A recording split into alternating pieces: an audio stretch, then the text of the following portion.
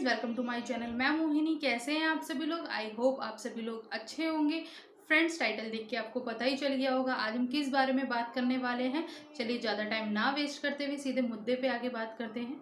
आप जैसे कि आप लोग जानते ही हैं, हमारे देश में इतनी बुरी बीमारी आके फैल गई है, लग रहा है इससे बचना नामुमकिन सा ही हो गया है। पर हमारे देश के जो साइंटिस्ट है वो इस पर वर्क कर रहे हैं। आई होप जल्दी से जल्दी इसकी दवाई बन जाए और सब कुछ पहले जैसा हो जाए। चलिए फिर अपनी बात को स्टार्ट करते हैं। आज से 2 हफ्ते पहले की बात है। ये मेरी 3rd नंबर की सिस्टर, शायद आपने मेरे किसी एक ब्लॉग में उसे देखा भी हो। उसको थोड़ा कफ था। मैं ये 2 हफ्ते पहले की बात कर रही हूँ।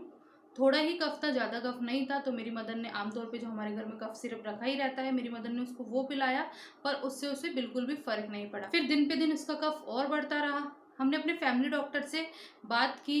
हालांकि हम उनके क्लिनिक पे नहीं गए, हमने फ़ोन पे ही उनसे बात की। उन्होंने हमें फ़ोन पे ही दवाई बताई। फिर हम वो दवाई भी उसको लेके आए। उसे उससे भी बिल्कुल भी फ़र्क नहीं पड़ा। अब हम सोच में पड़ गए कि इसको होगा क्या गया ये। अब कफ के साथ साथ फिर उसे हल्की हल्की वॉमिटिंग भी होने लग गई। थोड़ी वॉमिटिंग होती थी, ज़्यादा वॉमिटिंग नहीं थी। कुछ लोगों ने हमें फिर बताया कि आप इसे काढ़ा दिया, शायद इसको कुछ फर्क पड़े।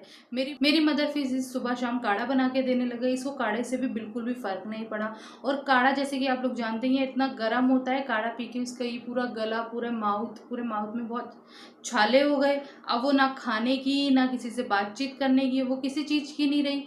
और हमको ही ऐसा लगा कि शायद इसको कोरोना ना हो गया हो, क्योंकि उसको हल्का हल्का फीवर भी आने लग गया। 99 ही फीवर था, ज़्यादा फीवर नहीं था। वो पैरासीटामोल देते रहे तो फीवर में तो उसकी सुधार आ गया। पर उसको कफ इतना बुरा हो गया और एकदम सूखी खांसी जैसे होती है ना, बिल्कुल एकदम सूखी, ऐसी खांसी होने लग गई। और हम यही सोच रहे थे कि ये तो सारे कोरोना के ही सिम्टम्स हैं, शायद इससे कोरोना ना हो गया हो। अब इस बात से उसको बहुत असर पड़ा। अब उसने हम सबसे एकदम से दूरी बना ली। अब उसने अपना एक कमरा चूज कर लिया, उसमें वो पूरा दिन पड़ी रहती थी। पहले तो वो ना कुछ खाने की ना पीने की, जो उसके मुंह में छाले हो गए। अब इतनी दूरी भी बना ली उसने हम सबसे। अब पूरा दिन मास्क लगा के रखना, अपने हाथ में हमेशा से सैनिटाइजर रखना, ऐसे घूम रही थी वो पूरा दिन घर में ही। अब क्या करें, अब हम भी इस चीज़ सोच में पड़ गए। फिर हमें किसी ने ये बताया कि आप इसका टेस्ट करवाओ, इसका टेस्ट करवाना बहुत ज़रूरी है। अब दिमाग में इतनी बुरी थिंकिंग ये भी थी कि अगर हम बाहर जाते हैं, अगर इसको कोरोना ना हुआ हो, शायद कि बाहर जाके इसका टेस्ट पॉजिटिव ना निकल आए, ये भी दिमाग में था। फिर एक दिन हमने सोचा भी कि चलो अब इसका टेस्ट ही करवा लेते हैं। अब क्या होगा, टेस्ट करवाना तो ज़रूरी ही है। फिर हमने आसपास से पता किया, फिर हमने इसका टेस्ट करवाया। आमतौर पे बहुत ज़्यादा जगहों पे हो भी नहीं रहा है टेस्ट, बहुत कम ही जगहों पे हो रहा है। पर हमने बहुत पता करके एक जगह हमें मिला भी कि हाँ वहाँ टेस्ट हो रहा है। टेस्ट भी वहाँ कॉस्टली था, कोई सस्ता टेस्ट नहीं था। फिर इसका हमने वहाँ टेस्ट करवाया। अब टेस्ट की जो है वो 3 दिन बाद रिपोर्ट आती है। अब हम इस सिचुएशन में फंस गए, अब 3 दिन और वेट करना पड़ेगा। फ्रेंड्स, ये बात मैं आप लोगों के साथ इसलिए शेयर कर रही हूँ कि जिस टाइम से मैं गुजरी हूँ या फिर मेरी फैमिली गुजरी है, उस टाइम से आप लोग बिल्कुल ना गुजरें। फिर अब 3 दिन तक हमें वेट करना था। अब हम 3 दिन तक इसी सोच में पड़ गए। पूरा दिन, सुबह शाम, जो बीच के 3 दिन थे, यही मेरी अपनी मदर से, फादर से, अपने घर के और जो भी सदस्य थे, सबसे यही बात होती रहती थी कि अब क्या करें, कैसे होगा, भगवान इसका पॉजिटिव ना आ जाए, ये ना हो जाए। अब दिमाग में कितनी बुरी सी थिंकिंग और भर गई थी। अब 3 दिन बाद फिर इसकी रिपोर्ट आई। ये था कि रिपोर्ट तो एकदम नेगेटिव थी, फिर भी हम एकदम सोच में पड़ गए कि इसको हो क्या रहा है ये। अब फिर डॉक्टर से कंसल्ट किया, डॉक्टर को दिखाया, डॉक्टर ने अच्छे से उसकी जांच वगैरह की।